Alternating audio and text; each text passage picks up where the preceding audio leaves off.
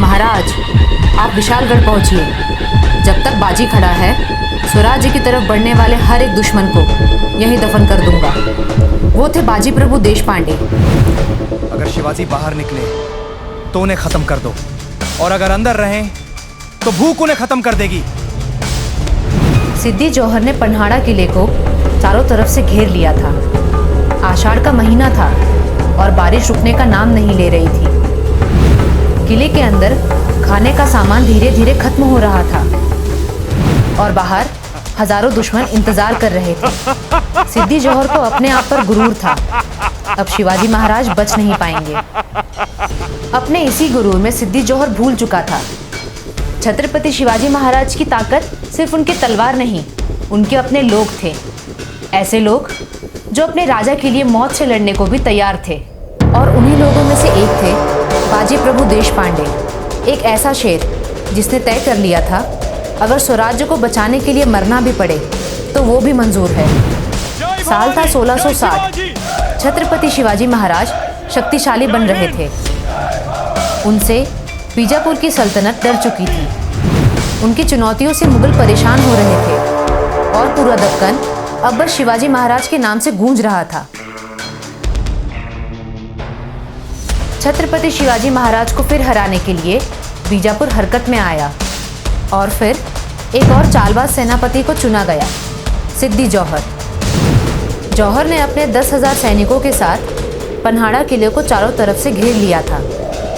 उस समय बारिश रुकने का नाम नहीं ले रही थी। किले के अंदर रसद और राशन खत्म हो रहा था।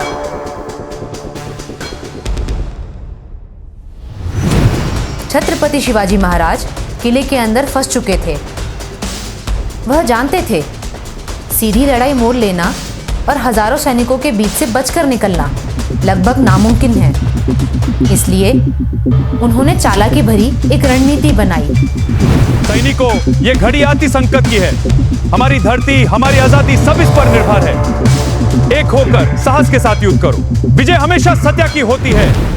हम शक्ल शिवा काशिद, जो मानो दूसरे छत्रपति शिवाजी महाराज दिखते थे, उन्हें मालेगांव के रास्ते की तरफ भेजा गया ताकि असली छत्रपति शिवाजी महाराज दूसरे रास्ते से निकलकर विशालगढ़ पहुंच सके। शिवा काशिद ने सब कुछ जानते हुए भी स्वराज्य के लिए मौत को गले लगा लिया। छत्रपति शिवाजी महाराज निकल चुके थे विशालगढ़ किले की तरफ, लेकिन शिवा काशिद पकड़े गए और सिद्दी जौहर को जल्द ही सच्चाई का पता चल गया था। जौहर के इशारे पर हजारों सैनिक शिवाजी महाराज का पीछा कर रहे थे। तभी छत्रपति शिवाजी महाराज के रास्ते में आई एक संकरी घाटी, घोड़खिंड, जिसने इतिहास बदल दिया। घोड़खिंड की घाटी इतनी संकरी थी कि एक बार में बहुत बड़ी सेना अंदर नहीं आ सकती थी। हजारों दुश्मन तलवारें लेकर पीछा कर रहे थे और महाराज को विशालगढ़ पहुंचना जरूरी था। छत्रपति शिवाजी महाराज को विशालगढ़ पहुंचने के लिए और समय चाहिए था और तभी एक शेर सामने आया, बाजी प्रभु देशपांडे। उन्होंने छत्रपति शिवाजी महाराज को वचन दिया, आप आगे बढ़िए, मैं दुश्मनों को यहीं दफन कर दूंगा। बाजी प्रभु के सामने थे हजारों दुश्मन सैनिक और उनके पास सिर्फ कुछ सौ मावले। ये सब आत्महत्या जैसे था। लेकिन बाजी प्रभु जानते थे अगर छत्रपति शिवाजी महाराज बच गए तो ही स्वराज बच पाएगा। ये लड़ाई सिर्फ जान बचाने की नहीं थी, ये लड़ाई थी आने वाले भारत की भविष्य की। ये लड़ाई थी स्वराज्य की। उस रात बारिश ने तूफान का रूप ले लिया था। हर तरफ कीचड़, खून और तलवारों की आवाज़ पूरी घाटी में गूंज रही थी। सामने हजारों दुश्मन और उनके सामने चट्टान बनकर खड़े थे बाजी प्रभु देशपांडे और कुछ मराठा मावले। पहाड़ों में सिर्फ तलवारों की आवाज़ गूंज रही थी। हर तरफ से हमले हो रहे थे, लेकिन मावले पीछे नहीं हटे। एक गिरता तो दूसरा उसकी जगह खड़ा हो जाता। सिद्दी जौहर की सेना लगातार आगे बढ़ने की कोशिश कर रही थी, लेकिन उन्हें हर बार रोक देती थी मराठाओं की असीम साहसी बहादुरी। बाजी प्रभु की तलवार लगातार चल रही थी। बारिश उनके शरीर से बहते हुए खून को छुपा रही थी। लेकिन बाजी प्रभु तब भी एक शेर की तरह डटकर खड़े थे। एक बार सीधा उनकी छाती पर लगा खून से लथपथ बाजी प्रभु और मराठा सेना, लेकिन वो रुके नहीं। उन्होंने अपने अडिग साहस के साथ तलवारें और कसकर थाम ली।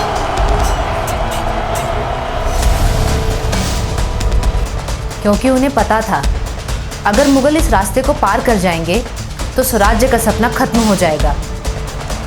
बीतते समय के साथ मावले कम होते जा रहे थे, दुश्मन आगे बढ़ता जा रहा था और बाजी प्रभु अब लगभग अकेले लड़ रहे थे।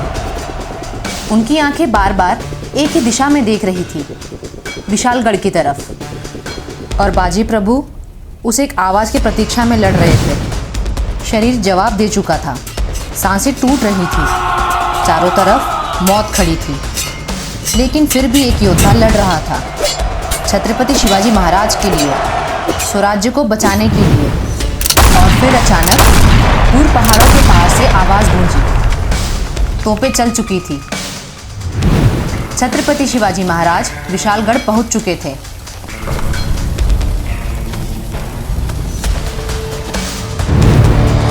कुछ पल के लिए बाजी प्रभु शांत हो गए और उनके चेहरे पर एक हल्की मुस्कान आई, जैसे उन्होंने अपने महाराज को दिया हुआ वचन पूरा कर दिया हो। और फिर वह साहसी योद्धा धरती पर गिर पड़े, हमेशा के लिए।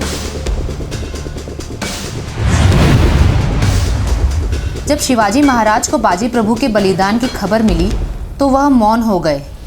उस दिन छत्रपति शिवाजी महाराज ने एक ऐतिहासिक फैसला लिया। घोड़खिंड अब घोड़खिंड न कहलाकर पावनखिंड के नाम से जाना जाएगा।